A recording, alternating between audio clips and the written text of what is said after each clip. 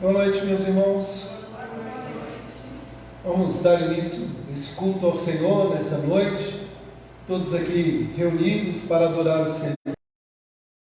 Muitos irmãos estão viajando, outros estão recebendo familiares nas suas casas, e aqui estamos nós, para louvar e exaltar o Senhor, glorificar a Ele, e que você não menospreze, que você não desperdice esse tempo. Antes de sair de casa, eu estava pensando, você já teve a noção que você saiu para um encontro, mas não é um encontro com seus irmãos apenas, porque não há sentido nenhum de estarmos aqui se Deus não estiver no lugar central nas nossas vidas. E é muito bom poder louvar o Senhor, exaltar a Deus, louvar o nome dEle. E a minha oração é que nessa noite você saia transformado, que você sinta a real presença do Senhor na sua vida. Vamos orar ao Senhor, vamos baixar nossas cabeças, fechar os nossos olhos. Pai, graças te damos e te bendizemos por estarmos reunidos aqui nessa noite, para te adorar, para te bendizer, exaltar o teu doce nome. Senhor, quão magnífico és tu, ó Deus, e quão é maravilhoso saber que apesar da tua grandiosidade, o Senhor se relaciona conosco, o Senhor se faz presente nas nossas vidas. Senhor, recebe toda a adoração, recebe o culto que vamos prestar a Ti. Nós te exaltamos, nós te bendizemos e oramos em nome do Senhor Jesus Cristo. Amém. Meus amados, vamos abrir nossas Bíblias no Salmo de número 145. Salmo de número 145. E nós vamos ler de forma alternada todos os Salmos, 21 versículos. E à medida que você encontrar o texto, eu quero te convidar a se colocar de pé. Salmo de número 145.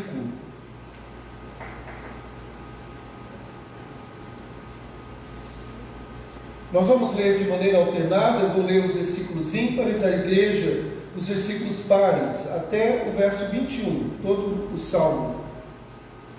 Eu exaltar-te-ei, ó Deus meu e Rei, bendirei o teu nome para todo sempre.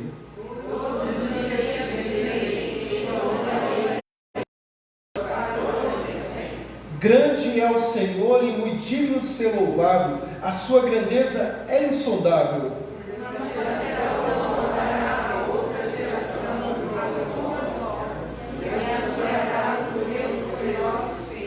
Meditarei no glorioso esplendor da tua majestade e nas tuas maravilhas.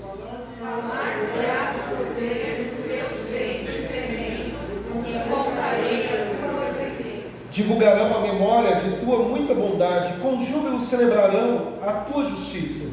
Benigno e misericordioso é o Senhor, tardio em irar-se e de grande clemência. O Senhor é bom para com todos, e as suas ternas misericórdias permeiam todas as suas obras. Todas as suas obras te renderão graças, Senhor, e os seus santos te bendirão. Falarão da tua glória, do teu reino, e confessarão o teu poder. Para que os filhos dos homens se façam notórios os teus poderosos feitos e a glória da majestade do teu reino. O teu reino é o de todos os séculos, e o teu domínio subsiste por todas as gerações.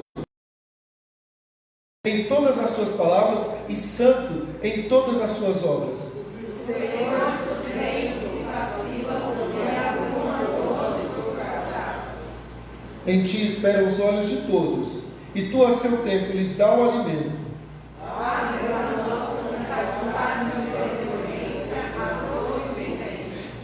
Justo é o Senhor em todos os seus caminhos, benigno em todas as suas obras.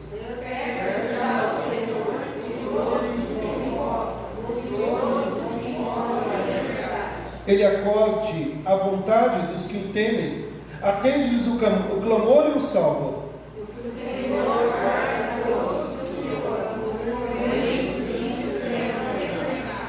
Profira a minha boca louvores ao Senhor, e toda a carne louve o seu santo nome, para todo o sempre. Podemos assentar, meus irmãos?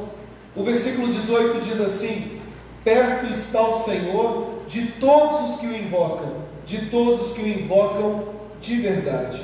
Perto está o Senhor. Há um hino que nós conhecemos muito bem, que diz: mais perto quero estar, meu Deus, de ti. E nós devemos desejar isso, anelar, estar sempre mais e mais na presença do Senhor, buscar ao Senhor em adoração, em louvor, buscar ao único Deus, o único Senhor das nossas vidas. Nós vamos ouvir esta canção, se você quiser aí no seu lugar cantar também juntamente com esta canção, mas seja edificado, mais perto quero estar.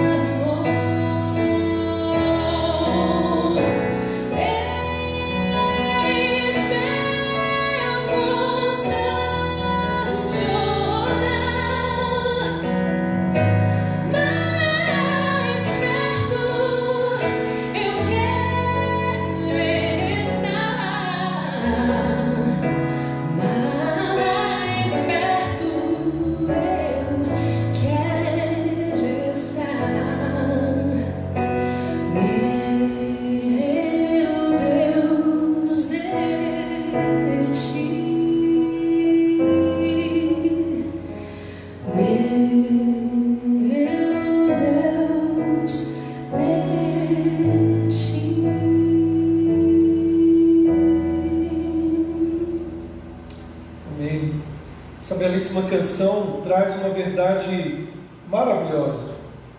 O Senhor está perto de nós. E quando temos um coração voltado para Ele, o desejo natural é: mais perto, Senhor, eu quero estar de Ti. Ainda que seja a dor que me una a Ti, mais perto, eu quero estar de Ti. Vamos orar em adoração. O salmista, ele termina esse salmo dizendo: profira a minha boca louvores ao Senhor. Quero convidar a nossa irmã Eva, que nos dirige uma palavra de oração, de adoração, de louvor a Deus.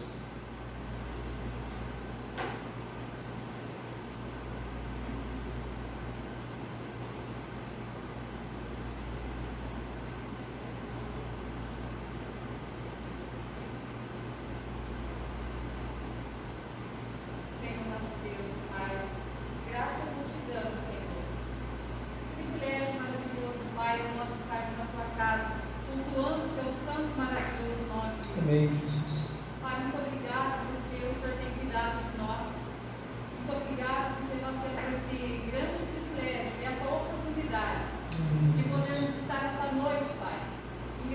agradecendo a Ti.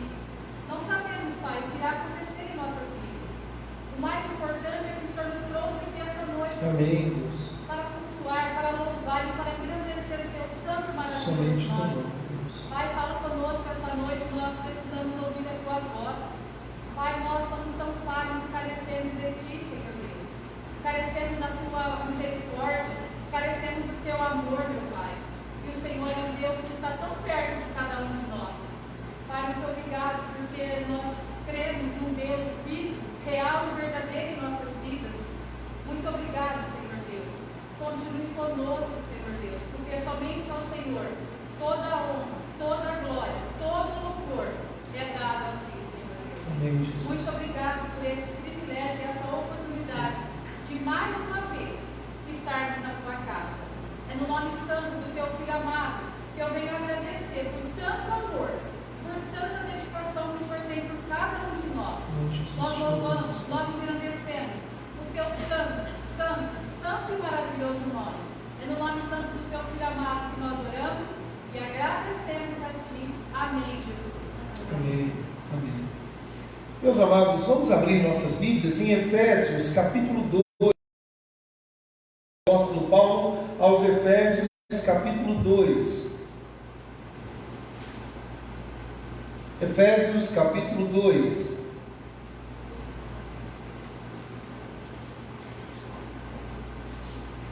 E nós vamos ler do versículo 1 até o versículo 10.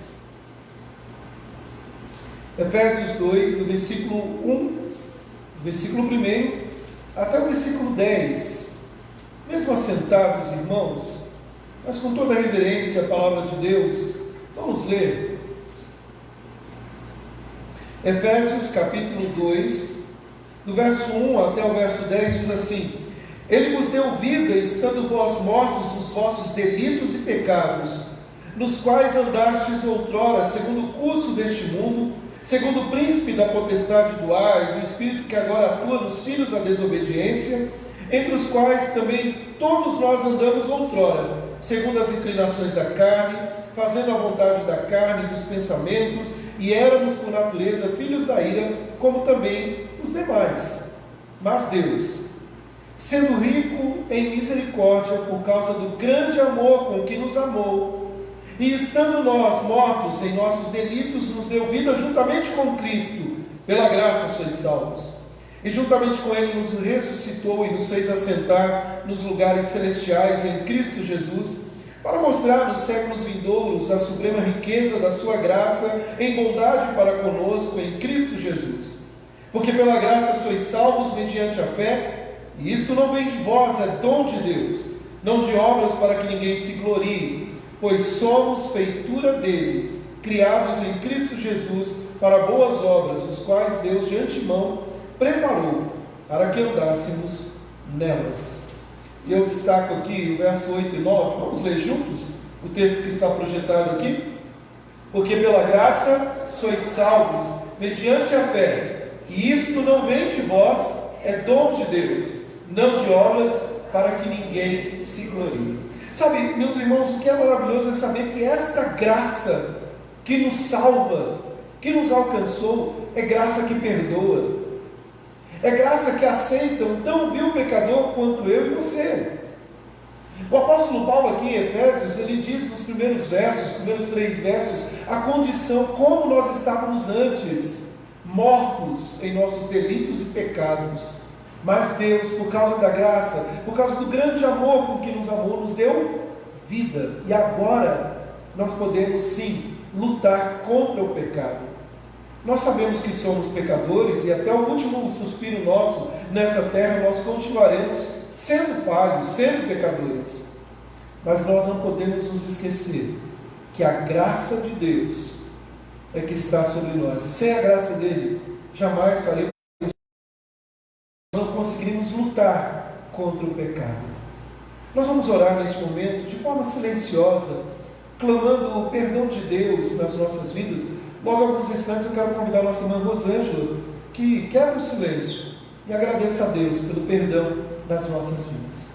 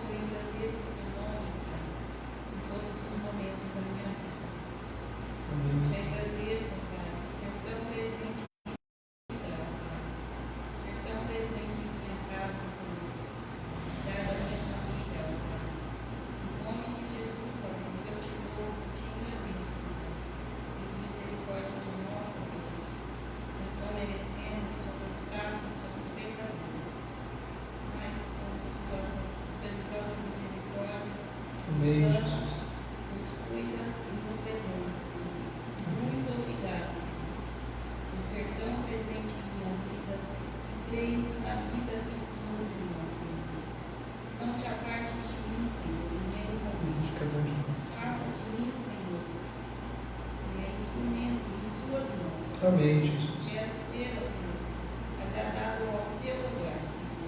Eu te louvo, te agradeço em Jesus. Amém. Amém. Amém. Vamos louvar o Senhor, vamos ficar de pé, cantar o hino, o bom pastor, quero Salvador comigo, porque fraca é minha fé. Vamos louvar ao Senhor, agora com uma expressão, crendo no perdão de Deus, que nós contamos com a graça, com a misericórdia dEle, o tempo todo, sobre as nossas vidas.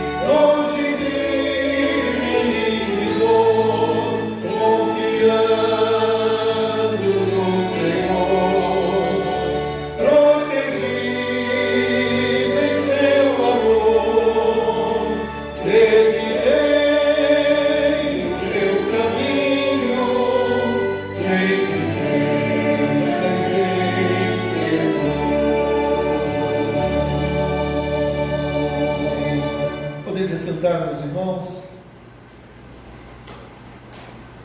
o ruim de não ter o pessoal cantando aqui, os instrumentos tocando, é que não dá nem para você jogar a culpa quando você erra, né? Fui eu que errei, não teve jeito. Meus amados irmãos, nós vamos neste momento nos preparar para ouvir da palavra de Deus, lá em João, no capítulo 10. Eu quero convidá-los a abrirem suas Bíblias, João capítulo 10. Nós vamos meditar nos versos 7 até o verso 10, cujo tema que eu proponho para esta noite é uma porta para uma vida abundante. João, capítulo 10, do versículo 10 até o versículo 7, do versículo 7 a 10, e nós vamos ler esses versos que nos diz assim: Jesus, pois, lhes afirmou de novo: em verdade vos digo, eu sou a porta das ovelhas. Todos quantos vieram antes de mim são ladrões e salteadores, mas as ovelhas não lhe deram ouvido. Eu sou a porta. Se alguém entrar por mim, será salvo. Entrará e sairá e achará pastagem. O ladrão vem somente para roubar, matar e destruir. Eu vim para que tenham vida e a tenham em abundância. Vamos, meus amados, orar mais uma vez. Baixe sua cabeça, feche os seus olhos. Peça para Deus falar com você nessa noite. Oh Deus, nós te agradecemos, ó Pai, porque aqui estamos, juntamente com nossos irmãos em suas casas, que estão aqui na nossa transmissão, de ouvir a Tua voz. Não a voz de um homem, não meramente aquilo que achamos que é o melhor, mas aquilo que a tem para as nossas vidas. Que possamos de fato, ó Deus, escolher a boa parte, crendo que essa não nos será tirada. Que as palavras dos meus lábios e o meditar do meu coração sejam agradáveis à Tua presença, Senhor. Senhor nosso, rocha minha e redentor meu. Nós oramos em nome de Jesus. Amém. Eu não sei se você já ouviu uma expressão americana chamada American Dreams, o sonho americano. Os americanos usam muito essa expressão. E como que se baseia o chamado sonho americano? É uma vida boa. Ou seja, geralmente o sonho americano se baseia em ter uma casa, ter alguns modelos de carro mais recentes na sua garagem, tirar férias agradáveis, se aposentar com uma vida confortável, fazendo o que quiser. Geralmente os ricos e famosos, não só lá na América, mas também aqui no Brasil e em outros lugares, desfrutam deste famoso sonho americano. Nós também sonhamos. Nós também queremos ter alguns bens, algumas coisas nesta vida. Nós lutamos pela nossa casa. É o sonho, como é dito, de todo brasileiro, ter a sua casa própria. Nós queremos ter uma vida confortável, mas esse sonho se baseia para muitos em estar estampados em revistas, ou então viveram uma vida abastada, com muitos bens. E muito embora muitos e muitos, seja nos Estados Unidos, seja no Brasil, ou em qualquer parte do mundo, estão financeiramente confortáveis, porque alcançaram o chamado vida boa, a maioria deles perdeu a vida abundante com Jesus. Muitos têm uma vida abastada e não tem nenhum problema a riqueza quando ela não é um Deus na nossa vida. O problema é quando ela se torna um Deus e deixamos de buscar o verdadeiro Senhor. Muitos têm posses, atingiram a tão sonhada casa própria e seus bens, mas possuem dentro de si um vazio tremendo. Na semana passada eu comecei fazendo uma pergunta: qual é a grande história da sua vida? Suas conquistas. E a grande história da nossa vida pode ser que esteja ali pendurado na parede por um título, por um diploma. Não tem problema, temos que estudar, temos que lutar, ou bens.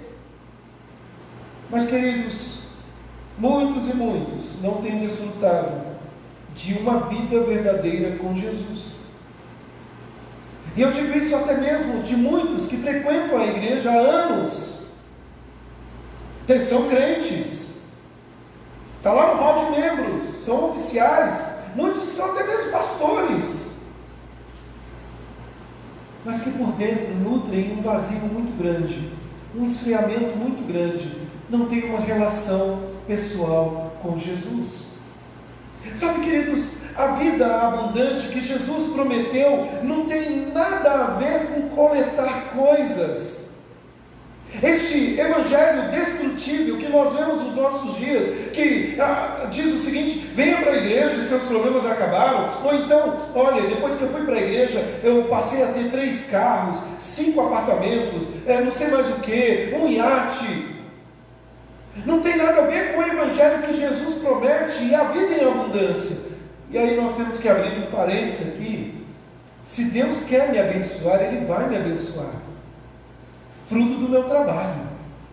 Mas Deus não faz barganha com ninguém. Deixei de ir na igreja domingo. Veio um raio durante a semana. Aí o pneu furou. Eu já vi gente falar sobre isso. O pneu do meu carro furou porque eu não fui domingo na igreja. Então, se acontecer isso essa semana com quem não estava aqui, ou talvez nem esteja assistindo, não é castigo. A não ser que está fazendo coisa errada. Aí é outros 500. Eu tinha um amigo que dizia o seguinte: na rodovia, até 110, 120, o Senhor está ali com seus anjos com você. Passou disso, é por sua conta e risco. Né? Mas não. A teologia, voltando aqui para nós, a teologia da prosperidade, queridos, que prega uma vida abastada, mas que é uma vida descompromissada com o Senhor das bênçãos. A vida em abundância não tem nada a ver com coletar coisas. Pastor, mas então, o que Jesus está oferecendo aqui no texto que nós acabamos de ler? O que é essa vida em abundância?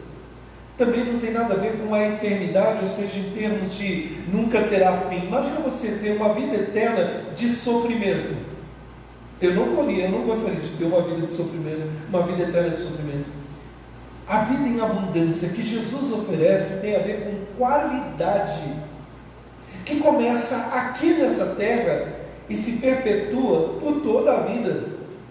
Sabe, meus amados irmãos, essa vida em abundância tem a ver com bem-estar com Deus por meio da fé em Cristo, de ter a esperança da eternidade, tanto no passado quanto no presente e no futuro, de viver para Cristo. É vida de qualidade. Tanto é que o apóstolo Paulo, ele nas suas cartas, mesmo numa prisão, sofrendo, ele escreve que ele estava feliz. O apóstolo Paulo, ele não era rico de bens neste mundo, mas gozava de uma vida em abundância, ao ponto de dizer que ele era rico com Deus e que ele considerou tudo como refúgio, por causa da sublimidade de Cristo. Sabe, meus amados irmãos, em nosso texto de hoje, no Evangelho de João, na continuação, Jesus ele afirma que ele é a porta pela qual suas ovelhas entram e experimentam uma vida em abundância. Na semana passada, nós vimos que Jesus, dentre as declarações aqui do eu sou, ele disse que ele é o bom pastor, o pastor que dá a vida pelas suas ovelhas. E ele faz aqui um contraponto. Os falsos pastores, esses não, que pegam os atalhos, que vêm, eles são ladrões e salteadores. Jesus está se referindo aos líderes judaicos ali, judeus entre eles, que estavam querendo apedrejar, que tinham expulsado um cego de nascença que fora curado pelo Senhor Jesus, que queriam apedrejar uma mulher que foi pega em flagrante adultério. Era uma religião escravizadora. Era uma religião das guarda de dias e práticas, mas que só tinha casca e não a essência. Poderíamos dizer que era a religião que só tinha uma placa, mas não tinha vida em abundância. E sabe, queridos, eu tenho pensado muito. A gente vai começando a ficar com os cabelinhos brancos na barba, no cabelo, vai refletindo mais. A vida com Deus, ela não se resume a 2 horas de igreja no domingo, seja pela manhã ou à noite. É para ser vivida todos os dias, na oração, na leitura da palavra, no momento que você está triste, saber que Ele está com você, no momento mais alegre da sua vida. É interessante porque eu vejo uma cena aqui em João 10, aquele cego, depois de reconhecer que Jesus é o Filho de Deus e reconhecer que Ele é o enviado de Deus, questionando aqueles líderes judeus, ele foi expulso da sinagoga. Ele não podia mais entrar na sinagoga. Ele não poderia mais entrar na igreja, estava impedido. Mas o texto diz, no capítulo 9, que Jesus vai ao encontro daquele cego e o acolhe. O pastor faz. E agora aqui, Jesus, além de dizer que Ele é o bom pastor, Ele diz que Ele é a porta. É interessante porque aqui, queridos, Jesus está mostrando, basicamente, dentre os 7 eu sou, que aparece no Evangelho de João, basicamente Jesus está dizendo o seguinte: cristianismo não é seguir um conjunto de regras. Ser crente, um cristão, não é seguir um conjunto de dogmas e regras para dizer agora. Ser crente, ou dizer o cristianismo, é o próprio Cristo. Ser crente é viver com Cristo, é andar com Cristo, é respirar Cristo em suas vidas. É dizer como o apóstolo Paulo disse: logo, já não sou eu quem vivo, é Cristo que vive em mim. Sabe, meus irmãos, Jesus é a única porta no texto aqui da vida abundante para todos que entram nele. E há um convite aqui. Jesus novamente usa a expressão verdade verdadeira, ou em verdade vos digo. Ele usa essa expressão no início aqui do versículo 7 para chamar a atenção daqueles que seguem para algo importante. Sabe, Jesus está aqui, queridos, convidando os seus leitores aqui, os seus ouvintes, tanto do passado quanto para nós hoje, para um relacionamento. E há algumas verdades neste versículo, pelo menos aí, algumas verdades que eu quero destacar. Em primeiro lugar, Jesus é a única porta das ovelhas. É isso que o versículo 7 diz para nós. Ele diz assim: Jesus, pois, lhes afirmou de novo: em verdade vos digo, eu sou a porta das ovelhas. Cristo é o único mediador pelo qual as pessoas precisam chegar a Deus, ou podem chegar a Deus. Bom, no versículo 2 e 3, do capítulo 10, nós vimos na semana passada, a cena era de um redil, de um local onde era comum nas aldeias, né, diversos pastores com as suas ovelhas se irem para aquele lugar. Havia um porteiro ali que colocava todas as ovelhas lá dentro desse redil, desse aprisco.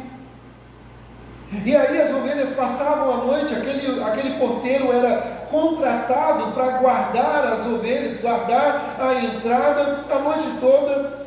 E aí pela manhã, como que ia separar as ovelhas? Às vezes 4 pastores levavam grupos de 50 ovelhas aí. Pela voz. Nós vimos isso na semana passada. As minhas ovelhas conhecem a minha voz. E quando ele chama pelo nome. E quando ele chama pelo nome, as ovelhas, o que elas dizem? Não é isso não. As ovelhas atendem. Só eu vou imitar uma ovelha aqui hoje, hein? As ovelhas atendem e vão. Porque elas ouviram a voz do pastor. Jesus, ele não chama a multidão. Jesus não chama a multidão. Jesus chama pessoas pelo nome na multidão. Sabe, eu passei a semana inteira emocionado. Porque toda hora eu ficava pensando: que bom que o Senhor me conhece pelo nome.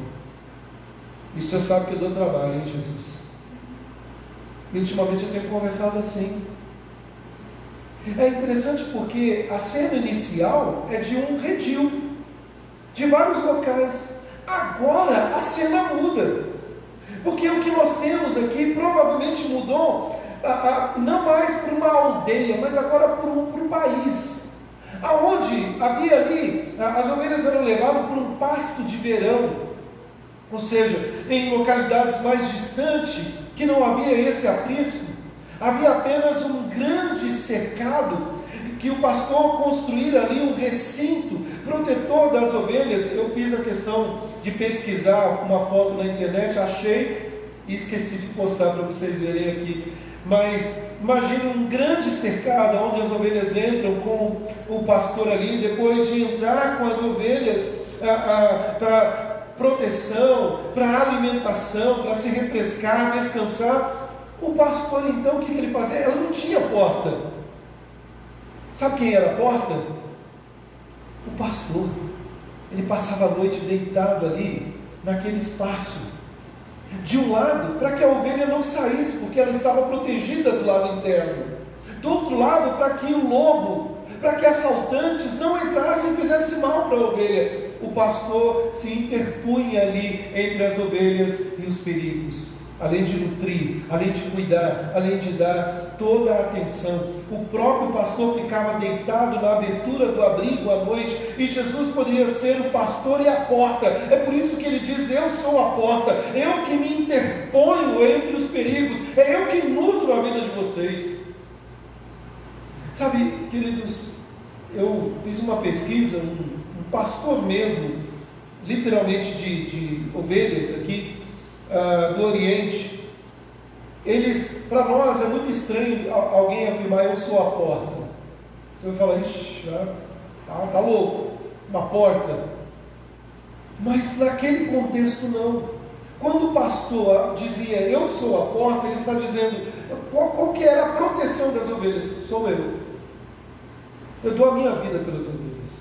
E Jesus faz isso pelas suas ovelhas. Sabe, queridos, Jesus é a única porta das ovelhas. E é interessante porque aqui aponta não para um apóstolo, não para um profeta que poderia fazer esta afirmação: Pedro é o caminho, não, Paulo é o caminho, não, João é Batista, não, ele é o caminho. Não, ele está dizendo aqui: eu sou a porta, o Messias legítimo é eu. Somente você pode encontrar em mim a salvação. Sabe, queridos, é a mesma coisa quando ele afirma mais tarde, lá no capítulo 14, no versículo 6, eu sou o caminho, a verdade e a vida. Alguém pode até pensar o seguinte: existem muitas portas, e este mundo nos oferece muitas alternativas, mas só há uma porta, só há um caminho, e esse caminho, e essa porta, é Jesus Cristo. Então a primeira coisa que nós encontramos aqui no texto, queridos, é que Jesus afirma isso. Ele é a única porta para a salvação, e por meio dele, nós crentes, judeus, gentios, de todos os povos, temos acesso ao Pai. Talvez alguém possa até dizer, né? Existem muitas alternativas aí. Existe mesmo, inegável, muitas religiões. Mas somente o Cristo, o Senhor, é que afirma: eu sou a porta, eu sou o caminho. Em segundo lugar, queridos, em primeiro lugar, Jesus é a única porta. Em segundo lugar, o versículo 8 nos diz que todos os outros que afirmam ser a porta são ladrões e salteadores. Olha o verso 8, vamos ler mais uma vez.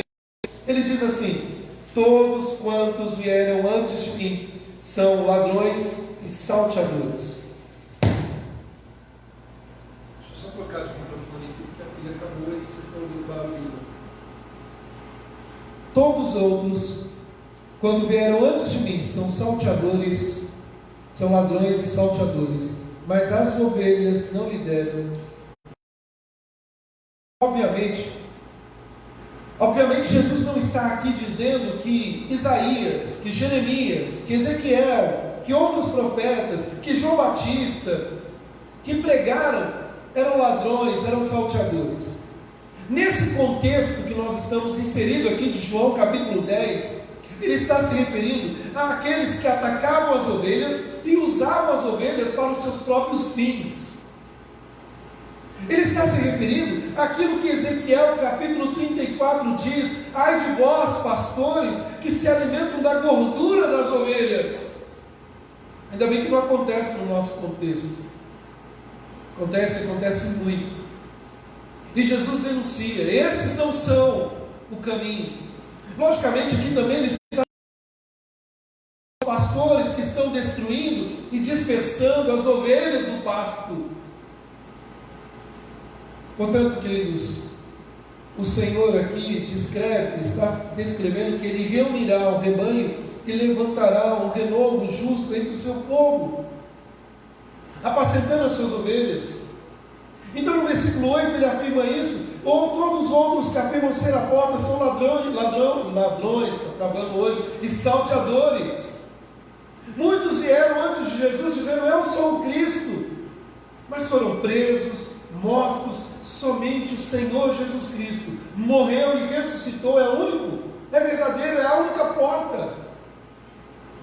Sabe, aqui no verso 8, Jesus repete a verdade que ele declarou no versículo 5, Lá no verso 5, ele diz assim: mas de modo nenhum seguirão o estranho, antes fugirão dele, porque não conhecem ou não conhecem a voz do estranho. Aqui no verso 8, Jesus está dizendo que as suas ovelhas não ouvirão e nem seguirão o falso pastor. Eles vão perseverar seguindo Jesus. Às vezes, as verdadeiras ovelhas do Senhor podem se descaminhar, por serem seduzidas para a voz doce de muitos falsos pastores. Mas a verdadeira ovelha do Senhor Jesus volta para o aprisco, volta para os caminhos do Senhor, caminha com Ele. Sabe, queridos, lá no verso 27 e 28, dá uma olhadinha aí na sua Bíblia, do capítulo 10, ele diz assim: as minhas ovelhas ouvem a minha voz, eu as conheço e elas me seguem, eu lhes dou a vida eterna, jamais perecerão, ninguém as arrebatará das minhas mãos, ou da minha mão. Jesus está dizendo o seguinte: por mais que venham os falsos pastores, eles não podem tirar você, ovelha salva pelo Senhor, das minhas mãos. Meus queridos irmãos, Jesus é a única porta das ovelhas. Todos os outros que afirmam ser o caminho para Deus são ladrões e salteadores. Agora, quais as implicações disso para a minha vida hoje? Quais as implicações disso para a minha vida espiritual hoje? Quais as implicações ou a aplicação espiritual de Jesus afirmar que Ele é a porta para a minha vida? E aí, queridos, o verso 9 e 10 traz uma lição maravilhosa para nós. No versículo 9 nós aprendemos que Jesus, como a porta, fornece salvação, segurança, sustento para qualquer um que entrar por Ele. Vou repetir: Jesus fornece salvação, segurança, sustento para qualquer um que entrar por Ele. Olha o versículo 9, a maneira como ele diz. Ele mais uma vez reafirma: eu sou a porta. Se alguém entrar por mim, será salvo, entrará e sairá e achará pastagem. Sabe, queridos, Jesus é a única fonte de salvação, segurança e sustento para as suas ovelhas. Jesus diz que quem entra por Ele será salvo. Entrar e sair representa segurança, representa a estabilidade. Entrar e sair é uma linguagem que impõe, dizendo o seguinte: aquele que sai volta em segurança. O Salmo 121, não sei se você vai se lembrar: de onde me virá o meu socorro vem do Senhor, é Ele que guarda a minha entrada e a minha saída. E algumas verdades aqui nós podemos destacar dentro disso. Primeiro, Jesus provê salvação para as suas ovelhas. No contexto da analogia das ovelhas, ser salvo se refere a proteger as ovelhas de predadores que as matarão, que estão interessados apenas na gordura da ovelha, que não tem compromisso com a ovelha. Mas Jesus obviamente tem uma ideia aqui não de uma salvação física, Ele também nos protege fisicamente, mas de uma salvação espiritual por trás das suas palavras, como nós vimos lá no capítulo 3, versículo 17 de João: porque Deus não enviou o Filho ao mundo para julgar o mundo, mas para que o mundo seja salvo por Ele. Isso acontece no capítulo 5, no capítulo 12, e como eu disse muitas e muitas vezes, nós costumamos usar a palavra salvo sem pensar como esta palavra é radical. Se você chegar para alguém na rua e dizer assim: olha, te ofereço salvação no dia de hoje, talvez a pessoa vai olhar para você e dizer assim: eu não estou perdido, eu não preciso de salvação, eu estou legal. Só que, queridos, talvez alguém pode até dizer: eu aprecio, um conselho útil, alguma coisa, mas eu não preciso de salvação. Só precisa de salvação aquele que reconhece que está perdido. É interessante porque isso faz um contraponto radical com os líderes judeus. Porque Jesus estava tendo um embate com aqueles líderes judeus que se achavam, uma linguagem bem de crente teológica, a última bolacha do pacote, por causa da lei, por causa disso, por causa de uma religião legalista, porque eram descendência de Abraão, e Jesus mesmo disse no capítulo 9, vocês são filhos, do capítulo 8, vocês são filhos de quem? Tem medo de dizer não, do diabo. E eles ficaram bravos com o negócio, pegaram em pedras. Sabe, queridos, quando nós reconhecemos o quão carente nós somos e que necessitamos de salvação, a salvação vem. Eu necessito de ti, Senhor. Lembre-se que o apóstolo Paulo já havia falou, melhor dizendo, nós lemos na liturgia, porque nós estávamos mortos em nossos delitos e pecados, e Ele nos deu vida em Jesus Cristo. Numa outra passagem, Jesus diz que Ele não veio para os sãos, Ele veio para os doentes. Eu já falei sobre isso. O pior doente, o pior cego é o que não se reconhece assim. O pior doente é aquele que acha que está tudo muito bem, está morrendo, mas ele não quer reconhecer. Então Jesus é salvação, queridos. Jesus carregou nossos pecados em seu corpo, na cruz, para que morrêssemos para o pecado e vivêssemos para a justiça.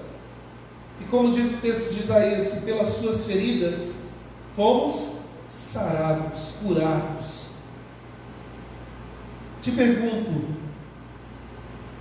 você já se refugiou em Jesus como seu Salvador? Ele é a sua única fonte de salvação hoje? Ou ainda você pensa que o fato de estar na igreja garante salvação? O fato de ser dizimista ou não, o fato de fazer isso ou aquilo te garante salvação? Se você tem esses pensamentos, mude. Só há um caminho de salvação, e esse caminho tem um nome. A porta só tem um nome, se chama Jesus. Eu acho muito interessante, quando falamos de porta, lembrar da embarcação lá que Noé construiu e houve o dilúvio. Quantas portas tinha? Lembra? Vocês não lembram? Vocês não leram? Não leram lá? Só tinha uma porta. E quem fechou essa porta? Deus. Nós precisamos nos lembrar que só há um caminho, e o caminho de salvação é Jesus Cristo. Mas sabe o que é maravilhoso nesse texto? É que Ele não apenas oferece a salvação eterna da nossa alma, como Ele oferece segurança para as suas ovelhas. Esta é a ideia principal por trás da imagem de ovelhas entrando e saindo em busca do pasto. Um teólogo chamado Buckley, ele diz o seguinte, que esta era a maneira judaica de descrever uma vida que é absolutamente segura e protegida. Lembre-se que o pastor não estava na sua aldeia, o pastor saía longas caminhadas, haviam perigos. Te pergunto, a ovelha estava com medo? Não. Por que não estava com medo? Porque o meu pastor me protege, porque Ele está comigo. Sabe, queridos, o termo aqui é utilizado para mostrar segurança, mas também conota o sentido de família. É um termo que é usado pelos apóstolos em muitos momentos, quando ele diz que entrará e sairá, dando a ideia de proximidade, a ideia de família, a ideia de pertencimento. A salvação faz isso conosco. Nós somos adotados por Deus. Agora não somos estrangeiros, somos chamados de filhos. E eu não sei se você sabe disso, mas Hebreus me lembra que eu tenho livre acesso à sala, à casa do meu Pai, e eu posso me achegar através de Jesus Cristo. Eu posso entrar e sair em segurança. Mas também, além de trazer salvação, além de Jesus fornece sustento para as suas ovelhas. Sabe, queridos, a imagem aqui no texto, no versículo 9, no finalzinho do verso, diz assim: e achará o quê? Pastagem. Entrará e sairá e achará pasto, e achará pastagem. A ideia, bem como a ideia de vida abundante do versículo 10, não é para ter a abundância de bens materiais. Deus me abençoa, eu creio nisso. Eu creio que tudo que eu tenho, em termos materiais, vem das mãos de Deus. Eu creio que é bênção. Só que que está muito além das bênçãos materiais, é a satisfação que vem quando você sabe que o Senhor é o seu pastor. Pode vir uma tempestade, posso perder tudo, mas se o Senhor é o meu pastor, eu não perdi nada. Foi o que aconteceu com Jó. Perdeu tudo e ainda continuou adorando a Deus. É o que o salmista no Salmo 23 diz: porque o Senhor é meu pastor, eu não preciso de mais nada, Ele me é suficiente. Sabe, queridos, é tão maravilhoso saber que Jesus está cuidando de você, de nós, que Ele prepara uma mesa diante de nós, como o texto do Salmo 23 diz, na presença dos nossos inimigos. É tão maravilhoso saber que ainda que eu ande pelo vale da sombra e da morte, eu não temerei mal nenhum. Por quê? Porque Ele está comigo, Ele me sustenta, Ele cuida da minha vida, Ele traz salvação. Então, queridos, nós precisamos entender isso. Aqui não é autoajuda, é ajuda do alto. Aqui não é psicologia na Bíblia, é a Bíblia na mente. E quando a tempestade vem, eu me lembro, eu tenho um pastor que morreu por mim, que se entregou, Ele é a porta, é o caminho da salvação. Eu não preciso fazer mais nada. Ontem na classe de catecúmenos eu estava dando aula falando sobre a garantia da salvação, e uma das inquietações do coração humano é se nós estamos seguros, será que eu vou chegar ao meu destino final? Porque eu sou pecador, muitas vezes questionamos, mas o grande ponto é, você entrou pela porta, está seguro em Jesus Cristo, então não há o que temer. Apesar de ser pecador, a graça vem sobre você. Então, queridos, nós vimos as bênçãos da salvação, e também as bênçãos de Jesus são para todos que entram por meio dele. E olha que interessante, porque a condição que aparece aqui no verso 9, ela diz assim: se alguém entrar por mim. O convite está aberto para qualquer pessoa e a todos, mas você deve somente entrar por Jesus. De qualquer outra entrada é ilegítima. Quem entra pela porta de trás, quem entra pela janela, não é convidado. A não ser que a chave quebre lá e você tem que pular a janela, porque eu já fiz isso muitas vezes. Mas quem entra pela porta principal, que é Jesus, só entra porque Ele disse: vem, vinde a mim todos que estão cansados, sobrecarregados, eu vou dar pastagem para vocês, eu dou segurança, eu tenho vida para vocês. Você quer? E por mais que alguém possa dizer: não, eu não aceito, o chamado é irresistível, não tem como não querer entrar e se deliciar da comunhão com Jesus. Mas eu termino, queridos, com o quarto princípio para nós, que está no versículo 10. O propósito de Jesus para as suas ovelhas é radicalmente oposto aos propósitos dos falsos pastores. Vida abundante versus destruição e morte. E esse versículo aqui, o versículo 10, é um versículo que nós conhecemos muito bem e associamos muitas vezes ao diabo. De fato, a ação do diabo, ele vem para roubar, matar e destruir, mas o ladrão aqui se refere aos falsos mestres, aos falsos pastores que estão a serviço do diabo. É interessante que existe apenas duas maneiras de viver a vida, não existe uma terceira maneira. Só existe a maneira de você viver perseguindo o mundo e buscando satisfação no mundo, e sempre vai estar com um vazio dentro de você, ou buscar satisfação em Deus. E aí tem aquele espertinho que fala assim: não, eu fico sentado em cima do muro. E aí o diabo chega e fala: mas o muro é meu. Não tem como ficar no meio. Ou você encontra satisfação em Deus, através de Jesus Cristo, ou no mundo de prazeres que nos oferece muitas vezes de forma destrutiva. Queridos, colocar a cabeça no mundo perigoso, buscando satisfação, é algo que vem com uma sucessão de coisas. Veja que Jesus, ele diz no versículo 10, o ladrão, ele tem uma atitude, ele vem para roubar, matar e destruir. Os falsos mestres revelam a sua semelhança com o diabo. Se você voltar lá no capítulo 8, volta um pouquinho aí, verso 44, olha o que Jesus diz. Vós sois do diabo, que é o vosso pai, e quereis satisfazer-lhes os desejos.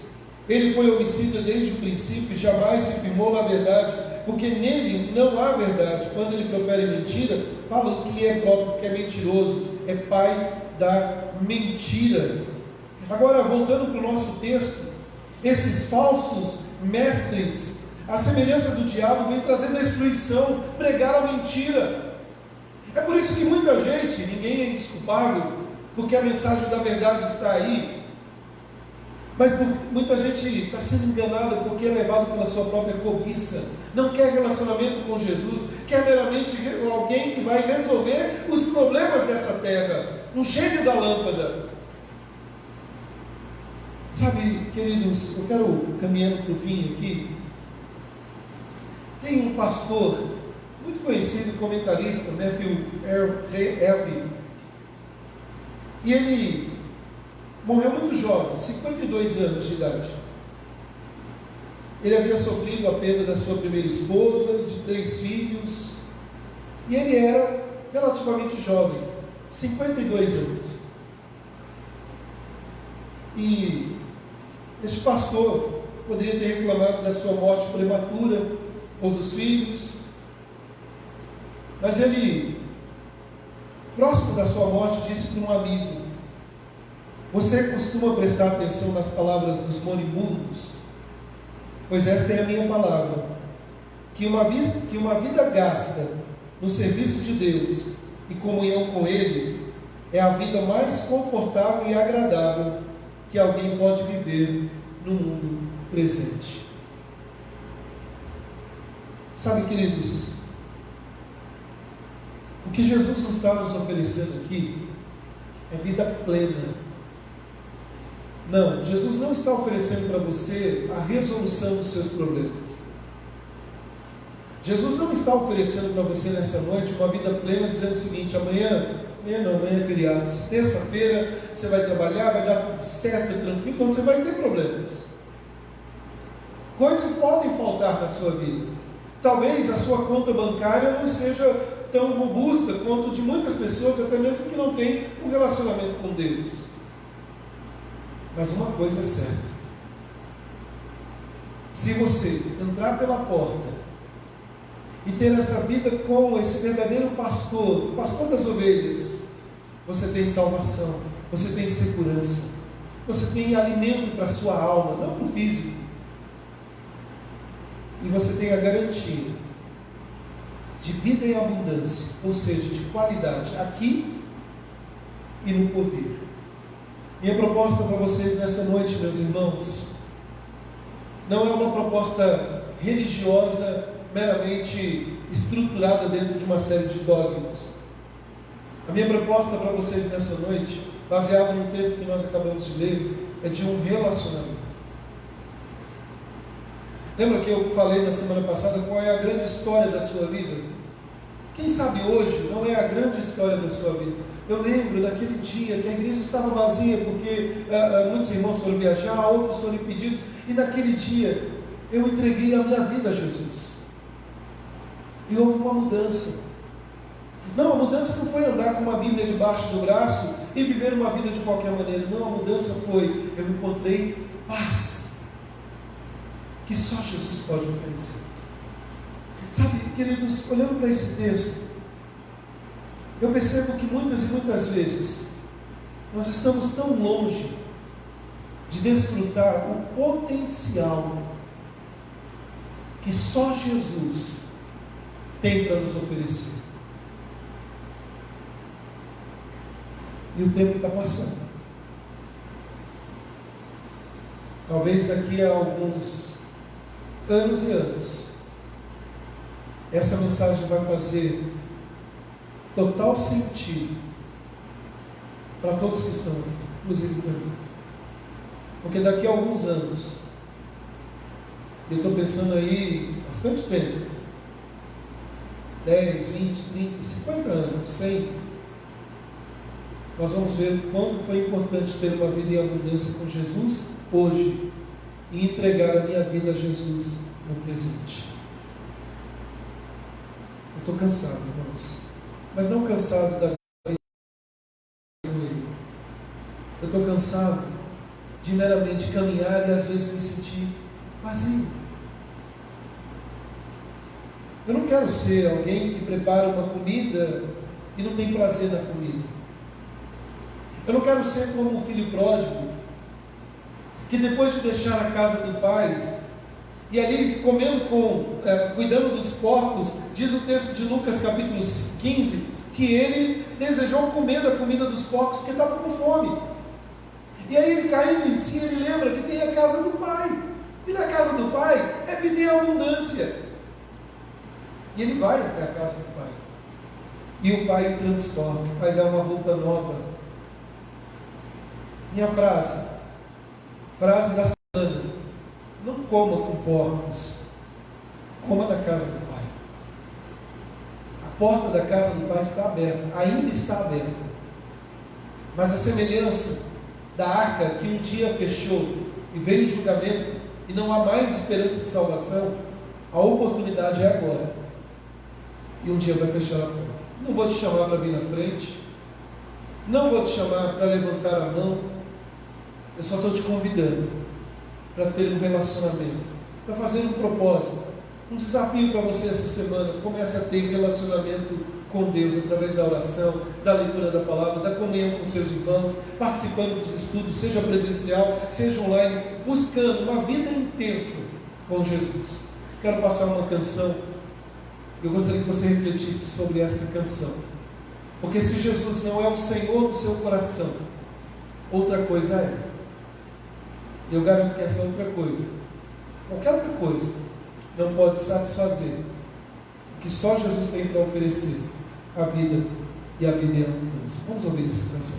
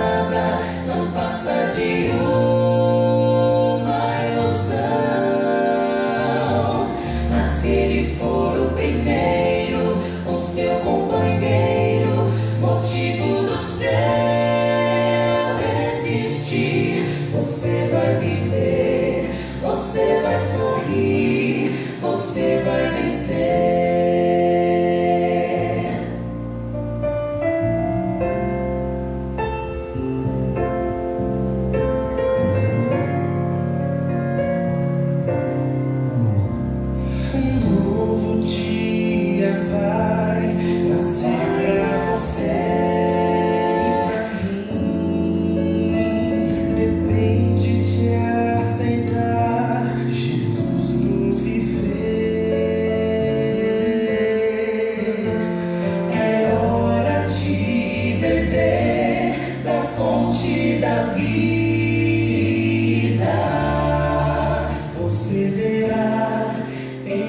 Jesus existe plena alegria.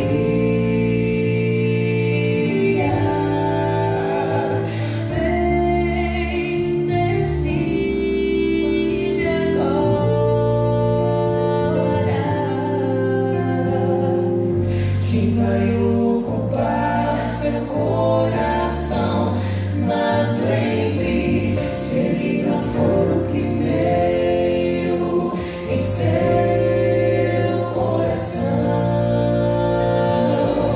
então já não é mais nada, não passa de uma ilusão. Mas se ele for o primeiro, o seu companheiro, motivo do céu existir, você vai viver, você vai sorrir, você vai vencer. Não há batalha perdida com Cristo. Ele mesmo triunfou lá na cruz.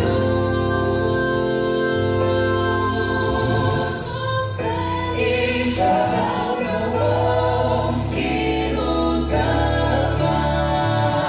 Se o coração não for dele, não será de mais ninguém. Se ele não for o primeiro em seu coração, então já não é mais nada, não passa de uma ilusão. Mas se ele for o primeiro, o seu companheiro, motivo do céu existir, você vai viver, você vai sorrir, você vai vencer, você vai viver, você vai sorrir, vai vencer.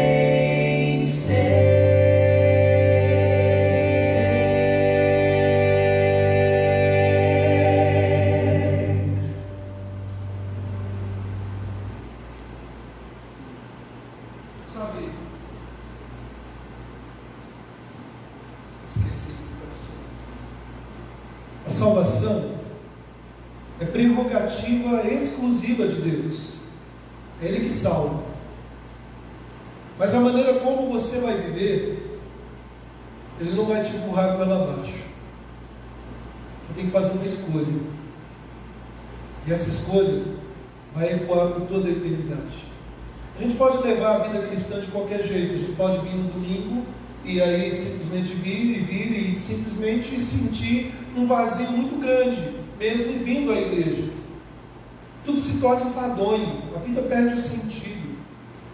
Ou a gente pode tomar uma decisão, e essa decisão é: Senhor, eu quero andar contigo, eu quero falar contigo, eu quero viver contigo, eu quero respirar o Senhor na minha vida. Os dias são maus. Os dias são maus. Alguém disse essa semana passada, eu mencionei aqui na igreja, me disse: esse ano foi um ano perdido. Eu não concordo com isso. Só vai ser perdido se você não entregar a sua vida a Jesus. Só vai ser perdido qualquer ano, qualquer vida, se ele não for o primeiro na sua vida. E o convite dele é: entre pela porta. Lá em Apocalipse, ele diz: e eis que estou à porta e bato. Se alguém ouvir a minha voz e abrir a porta, eu entrarei e cearei com ele. Aqui em João ele diz: entre pela porta e vai achar pastagem. Há uma relação de entrar e sair. E quando em Apocalipse ele diz estou à porta, ele está dizendo para a igreja, ele não está dizendo para fora, para a evangelização, a igreja que possa servir. É para crente. Eu quero ter relação com você, quero me relacionar com você. Só que, queridos, se a gente simplesmente deixar a Bíblia empoeirada em casa não orar, reclamar da vida que Deus nos deu, achar que eu só seria feliz se eu tivesse casado com fulano, com Beltrano, eu só seria feliz se eu tivesse os milhões na conta, eu só seria feliz se eu tivesse o carro do ano, nós vamos viver como os mais infelizes. Mas o apóstolo Paulo nos diz que a nossa esperança em Cristo não se limita apenas a esta vida. Por isso, nós não somos os mais infelizes. Minha proposta para você: viva uma vida em abundância. Escreva uma história. Mas não é Deus que escreve, é Deus que escreve. Mas marque essa história como alguém que vai viver muito ou pouco, eu não sei, mas que viveu em abundância com Jesus Cristo. Vamos ficar de pé, vamos orar. Feche seus olhos, abaixe sua cabeça. Sabe, Deus conhece, Ele sabe o que você está passando. Ele sabe às vezes quando você perde a noite de sono e que ninguém sabe. Ele sabe quando você é tomado por pensamentos preocupantes. Ele sabe se você tem se sentido sozinho, sozinha. Ele sabe. Nesse momento Ele está aí, presente na sua vida. E se você quiser, você pode comer do melhor do que Deus tem para te oferecer. Eu quero orar por você. Você não vai precisar levantar a mão, não vai precisar vir na frente. Você vai precisar abrir o seu coração, como Lídia um dia abriu o coração para aquilo que Paulo estava pregando, e houve mudança na vida dela. Abra o seu coração e deixe Ele ser o primeiro na sua vida hoje. Pai amado, Deus Todo-Poderoso, eu quero, Senhor, eu quero desfrutar dessa vida em abundância. Eu quero, Senhor, de fato, descansar, sabendo que é o Senhor que está cuidando da minha vida, das nossas vidas.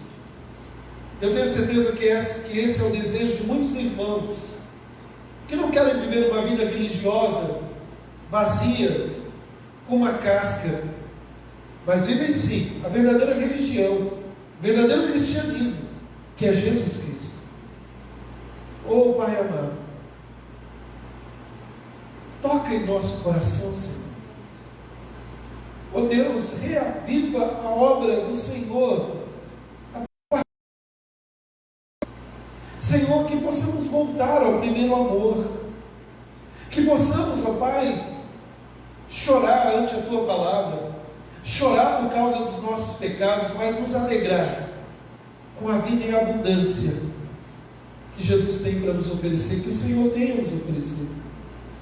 Abençoa cada um dos meus irmãos aqui nessa noite, fortalece-os, ajuda eles, ó Pai, suas famílias, guarda aqueles que estão em viagem, protege meus irmãos que estão nas suas casas, e tem misericórdia daquele que decidiu hoje não vir à igreja, mesmo tendo todas as condições, por falta de interesse. Tu conheces o coração de cada um, e eu te peço, Senhor, tem misericórdia de nós, Senhor, porque não é o fato de estarmos aqui que nos faz melhor, mas sim a integridade do nosso coração. Por isso, Senhor, tenha misericórdia das nossas vidas, Pai. Nós oramos a Ti, no nome do Senhor Jesus Cristo. E agora, meus amados irmãos, vós que antes não erais povo, mas agora sois povo de Deus. Vós que antes não tinhas misericórdia, mas agora alcançaste misericórdia. Que a graça do nosso Senhor e Salvador Jesus Cristo, que o amor de Deus, o nosso eterno Pai, e as consolações do Espírito Santo de Deus repouse sobre vós, hoje, amanhã e por todo sempre. Amém, Jesus. Podemos assentar, meus amados. Queridos, eu só quero dar 53 avisos, alguns avisos rapidinho. O primeiro deles, nós começamos na quarta-feira passada um trabalho junto com a Polícia Militar. Fui convidado pelo movimento chamado PMs de Cristo. Desde 1992 tem atuado no estado de São Paulo e agora se estende a outros estados, que é um trabalho de capelania com a polícia militar, de vários pastores de outras igrejas ou irmãos que se oferecem para uma capelania voluntária. Eu fui convidado, tive o privilégio de estar com eles na quarta-feira passada. Nosso objetivo é expandir, não apenas com a polícia militar, mas também com a corporação, o corpo de bombeiros. Então ore, e como você pode nos ajudar? Ore por esse trabalho, né, para que Deus abençoe aqueles que têm servido na segurança da nossa cidade. E uma outra maneira, que aí é um convite que eu gostaria de fazer para você, se você quiser, nós vamos adquirir, essa é uma Bíblia da Polícia Militar, quer dizer, confeccionada para a Polícia Militar. Nós vamos, um propósito meu, né, eu já comprei 10 Bíblias, vou doar essas 10 Bíblias, e nosso objetivo é que, na mão de cada policial da nossa cidade, uma Bíblia. Parece assim, mas é só uma Bíblia. É Deus. É a arma. É a verdadeira arma. Então assim, o custo dessa Bíblia é R$20 cada Bíblia, fora o frete. Mas, se você quiser nos ajudar, depois me procure. Você nem precisa me dar o dinheiro, eu posso comprar a Bíblia, depois mostro a nota, a gente dá um jeitinho. Pastor, eu quero dar uma Bíblia, quero dar 2, 3. Fiquei muito feliz, eu não vou dizer quem, né? Só para mim constranger nomes, já ganhamos 5 já. E aí quando acabar de dar Bíblia para todos os policiais, graças a Deus eu tenho memória boa, sei do rostinho de cada um, aí eu vou dizer, igreja, acabou, não precisa mais. Eu não sei quantos tem em termos de policiais. Eu pedi esse levantamento, o capitão aqui da cidade não me passou ainda. Mas eu fiquei muito feliz com esse trabalho. E que Deus esteja assim, usando a mim, não só a minha vida, mas de todos aqueles que estão trabalhando para a obra do Senhor. Então, se você quiser nos ajudar, depois me procure, eu posso passar as informações. Com a questão da compra, eu que tenho que comprar, porque é direto da corporação, lá em São Paulo, tem todo um trâmite para isso. Mas me procure que a gente dá um jeito nisso. Tá bom? Então, para essa semana já tem a Bíblia para os 10 que eu vou estar com eles na quarta-feira, se Deus quiser. Na outra semana aí, a gente quer adquirir semanalmente até acabar essas Bíblias. Outra questão, queridos, amanhã nós não teremos a programação que seria para as crianças aqui na igreja. Nossas irmãs, a Lucinéia, a Maria Fernanda, achamos por bem cancelar pela pouca adesão. Muita gente está viajando, alguns pais preferiram não enviar os seus filhos, nós teríamos uma programação de manhã, então nós entendemos que não é para fazer agora. Porém, no próximo sábado, nós vamos ter uma programação, não sei o horário ainda, a nível de presbitério, da Federação de UCP, das crianças. E eu acho que vai ter alguma coisa aí, além do que vai ser feito da Federação, a UCP local vai fazer alguma coisa também. Posso revelar muitas coisas ali. Tá bom? Então amanhã nós não teremos, mas talvez no próximo sábado aí nós vamos ter essa programação em virtude do Dia da Criança Presbiteriana. Lembrando, hoje é o último dia que você pode fazer a indicação para o nome de presbíteros. Essa semana o conselho vai estar reunido para avaliar os nomes, submeter aos irmãos. Porém, quero pedir à igreja, como sempre, ore, para que Deus levante homens tementes, homens segundo o coração dele, né, para servir na igreja. Eu creio que a oração é a nossa ferramenta. Bom, são esses os nossos avisos. Eu vou estar à porta, não vou te dar um abraço. Diga, Lúcio.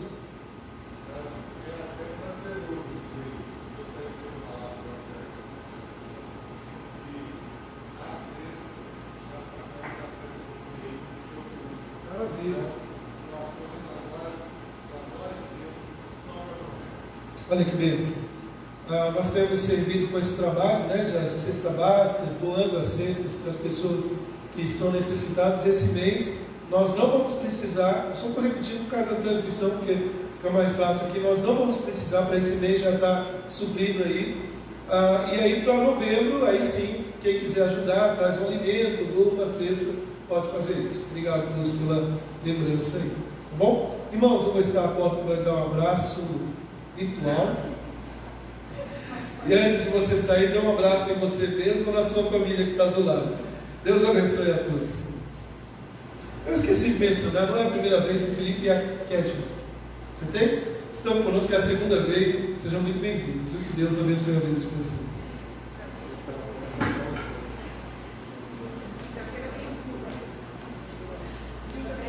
Quinta-feira de estudo, terça-feira projeto de